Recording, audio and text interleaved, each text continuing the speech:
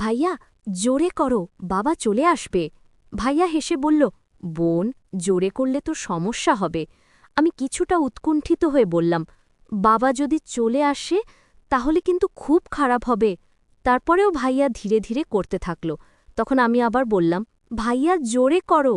ভাইয়া আমার দিকে তাকালো, হালকা হাসি মুখে বলল, বোন, তুই বুঝবি না, জোরে করলে সমস্যা হবে। আমি অস্থির হয়ে তাকিয়ে রইলাম, মনে মনে ভয় আর কৌতূহল একসাথে ছড়িয়ে পড়ল। তো বন্ধুরা, আমি এখন আপনাদের শুরু থেকে সম্পূর্ণ এই সত্য ঘটনাটি বলবো, আর আপনারা কিন্তু ভুলেও ভিডিওটি টেনে টেনে দেখবেন না, তাহলে কিন্তু আসল ঘটনাটি বুঝতে পারবেন না। বন্ধুরা, আমার নাম চম্পা, আমি ক্লাস 9-এ পড়ি। কিন্তু আমাকে দেখে কেউ সহজে বোঝে না যে আমি 9-এ পড়াশোনা করি, কারণ আমার উচ্চতা একটু বেশি, স্বাস্থ্য ভালো এবং অল্প বয়সেই আমি বেশ লম্বা হয়ে গিয়েছি। আমি দেখতে খুবই সুন্দরী, তাই স্কুলে অনেক ছেলে আমাকে পছন্দ করত। কিন্তু আমি কাউকে বিশেষ পাত্তা দিই না।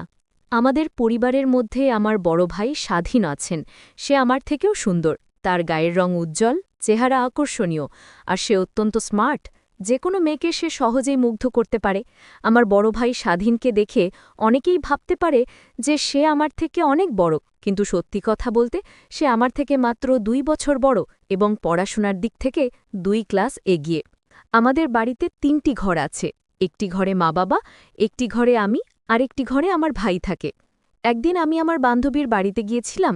ওরা অনেক অনুরোধ করেছিল, তাই সেদিন রাতে ওদের বাড়িতেই থেকে গেলাম। সারা রাত আমরা গল্প করেছি, মজা করেছি, হাসাহাসি করেছি, একদম ঘুমোইনি। তাই পরের দিন সকালে যখন বাড়ি ফিরলাম, শরীরটা বেশ ক্লান্ত লাগছিল। বাড়িতে আস্তে আস্তে বিকেল হয়ে গেল। বাড়ি পৌঁছে দেখি সবাই নিজের কাজে ব্যস্ত, তাই আমি চুপচাপ নিজের ঘরে চলে গেলাম। শরীরটা এতটাই ক্লান্ত ছিল যে চোখ বন্ধ করতেই কখন যে ঘুমিয়ে পড়েছিলাম বুঝতেই পারিনি। ঘুম থেকে যখন উঠলাম তখন প্রায় রাত হয়ে গেছে। চারদিক নিস্তব্ধ, শুধু বাইরে পোকামাকড়ের শব্দ শোনা যাচ্ছে। গরমের সময় ছিল, তাই ঘুম থেকে উঠেই বুঝলাম শরীরটা পুরো ঘামে ভিজে গেছে। অসহ্য গরম লাগছিল, তাই বিন্দুমাত্র দেরি না করে বাথরুমে চলে গেলাম গোসল করতে। আমি গোসল করতে ঢুকলাম। ঠান্ডা পানির ছোঁয়ায় শরীরটা যেন এক মুহূর্তে হালকা হয়ে গেল। গরমের দিনে এমন গোসল সত্যিই আরামদায়ক। কিন্তু হঠাৎ করে পানির ধারা থেমে গেল। আমি অবাক হয়ে তাকালাম, এক ফোঁটা পানি পড়ছে না। বুঝতে পারলাম ট্যাঙ্কির পানি শেষ হয়ে গেছে।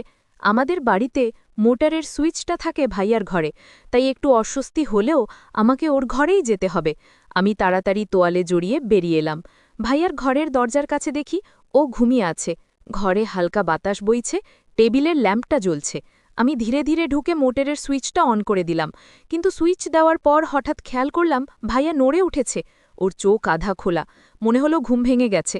আমি একটু অপ্রস্তুত হয়ে বললাম, ভাইয়া, ট্যাঙ্কির পানি শেষ হয়ে গিয়েছিল, তাই মোটরটা অন করলাম। সে চোখ মেলে তাকিয়ে হালকা হাসল। ও ঠিক আছে, কোনো সমস্যা নেই। আমি মাথা নেড়ে দ্রুত বাথরুমে ফিরে এলাম। কিন্তু জানো বন্ধুরা, এরপর থেকে আমার মনে হচ্ছিল যখন আমি ভাইয়ার ঘরে ঢুকেছিলাম ও যেন আগেই জেগেছিল। ভাইয়ার ঘর থেকে ফিরে আমি আবার গোসল করতে গেলাম। ঘরে তখন নিস্তব্ধতা, শুধু ঝর্নার পানির শব্দটা যেন অদ্ভুতভাবে কানে বাজছিল। কিছুক্ষণ পর হঠাৎ মনে হলো যেন কেউ দরজার ওপাশে দাঁড়িয়ে আছে। আমি প্রথমে গুরুত্ব দিলাম না, ভাবলাম হয়তো আমারই ভুল হচ্ছে। কিন্তু কয়েক সেকেন্ড পর চোখ পড়ল দরজার নিচে। স্পষ্ট দেখা গেল একজোড়া ছায়া পায়ের মতন দেখতে ধীরে ধীরে নড়ছে। আমার হাত পা ঠান্ডা হয়ে গেল। আমি থেমে গিয়ে কম্পা গলায় বললাম, কে ওখানে? কোনো শব্দ নেই, শুধু ঝরনার পানির টুপটাপ শব্দটা চলতে থাকল। আমি আবার বললাম, কে? ভাইয়া তুমি? হঠাৎ সেই ছায়াটা অদৃশ্য হয়ে গেল। দরজার ওপাশে আবার নিস্তব্ধতা। আমার মনে হচ্ছিল কেউ যেন আমাকে দেখছিল, কিন্তু আমি তাকাতেই সরে গেছে। মাথায় তখন হাজারটা প্রশ্ন। ভাইয়া কি মজা করছিল, নাকি কেউ অন্য? আমি আবার নিজের মতো করে গোসল করতে থাকলাম। ভাবলাম যাই হোক, শেষ পর্যন্ত নিজের কাজটা তো করতে হবে। কিন্তু হঠাৎ করেই লাইট বন্ধ হয়ে গেল। আমি অবাক হয়ে মনে মনে ভাবতে লাগলাম, হঠাৎ কেন লাইট চলে গেল? এখানে তো আমাদের পরিবারের ছাড়ার কেউ নেই। হঠাৎ একটা চিন্তা এসে মাথায় এলো, ভাইয়া কি মজা করছে? হয়তো লাইট বন্ধ করে আমার প্রতি দুষ্টুমি করছে।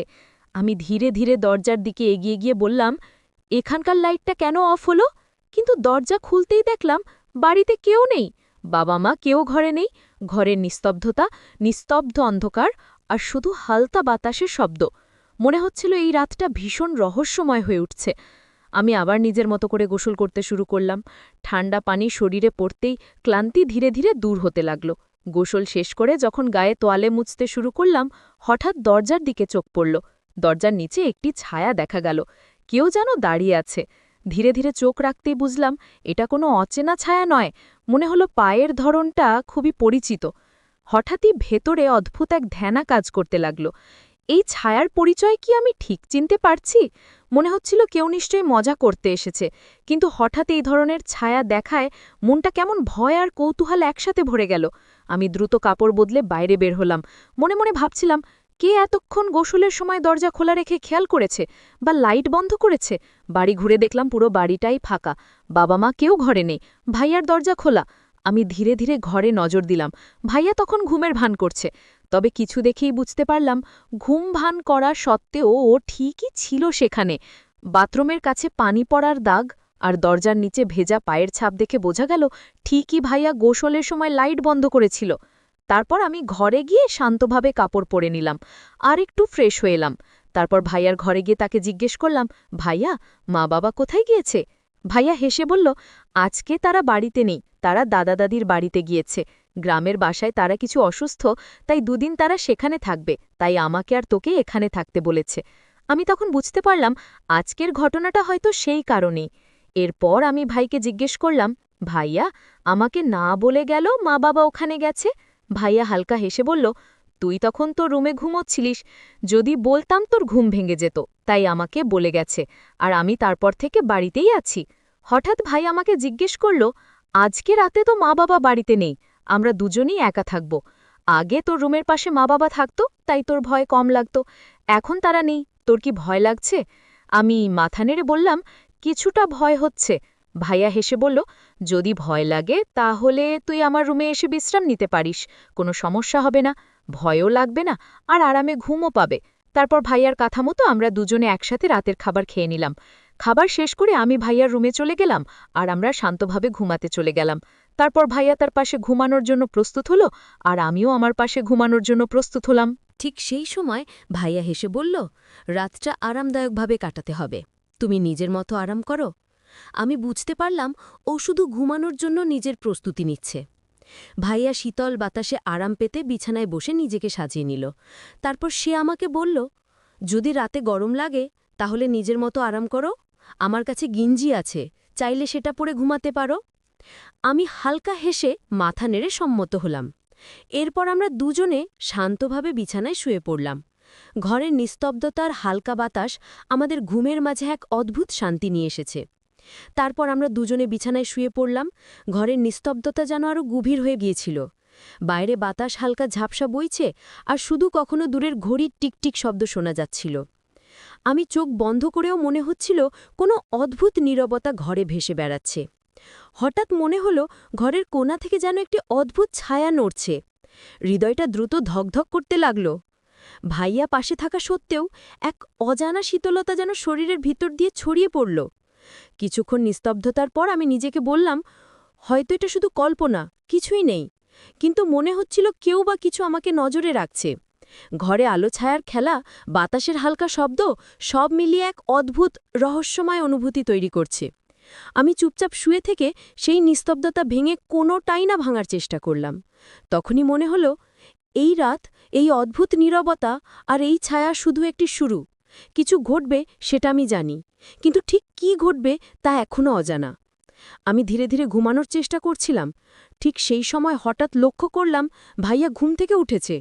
উঠে দাঁড়ানোর পর লাইটটা আগে জ্বলছিল, কিন্তু সে হঠাৎ লাইটটা বন্ধ করে দিল। মুহূর্তে ঘরটা অন্ধকারে ঢেকে গেল। নিঃশব্দতার মধ্যে হঠাৎ এই পরিবর্তন আমাকে একটি চমকে দিল। লাইট বন্ধ হতেই ঘরের নিস্তব্ধতা আরও গভীর হয়ে গেল। আমি চোখ বুড়ে থাকলেও মনে হচ্ছিল ঘরের কোনায় কোনো অদ্ভুত ছায়া নড়ছে। ভাইয়া পাশে দাঁড়িয়ে থাকলেও অন্ধকারে তার অদ্ভুত নিঃশ্বাস আর ধীর ধাপের শব্দ যেন পুরো ঘরকে ভেঙে দিচ্ছিল। হঠাৎ মনে হলো এই রাতের রহস্য এখনও শেষ হয়নি, আরও কিছু অজানা ঘটনা ঘটতে যাচ্ছে। আমি নিজের বিছানায় একদম শান্ত থাকার চেষ্টা করলাম।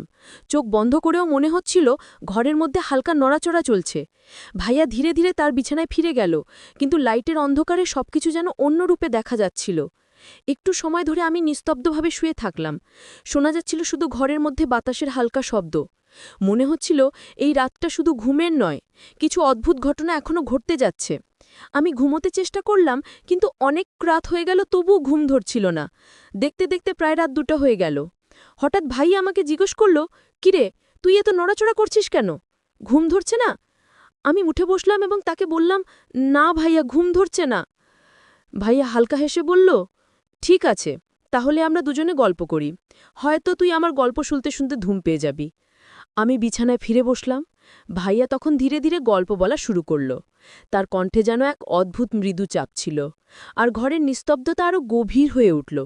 শুনতে শুনতে মনে হচ্ছিল গল্পের প্রতিটি শব্দ যেন ঘরের কোনায় ঘুরে বেড়াচ্ছে। হঠাৎ একটু হালকা নড়াচড়া শোনা গেল। মনে হলো ঘরের কোনায় কেউ ধীরে ধীরে চলছে। আমার হৃদয় দ্রুত ধকধক করতে লাগল, কিন্তু গল্পের জাদু আমাকে কিছুটা শান্ত রেখেছিল। ভাইয়া বলল, দেখদি, এই গল্পের শেষ পর্যন্ত অনেক রহস্য থাকবে, কিন্তু কোনো ভয় নেই, শুধু মনোযোগ দিয়ে শোন। ঘরের অন্ধকার, বাতাসের হালকা শব্দ আর ভাইয়ার কণ্ঠ সব মিলিয়ে রাতটা যেন এক অদ্ভুত রহস্যময় অনুভূতি তৈরি করল। তো বন্ধুরা, এই গল্পটির দ্বিতীয় পর্ব রয়েছে। দ্বিতীয় পর্বে আপনারা এমন মজা এবং রহস্য উপভোগ করবেন যা অন্য কোনো ভিডিওতে কখনো দেখেননি। যদি দ্বিতীয় পর্বটি পেতে চান, তাহলে অবশ্যই চ্যানেলটি সাবস্ক্রাইব করুন এবং পাশে থাকা নোটিফিকেশন বেলটি অন করে রাখুন। আর যারা আগেই সাবস্ক্রাইব করেছেন, আপনার জন্য রইল আমার অসীম ভালোবাসা এবং ধন্যবাদ।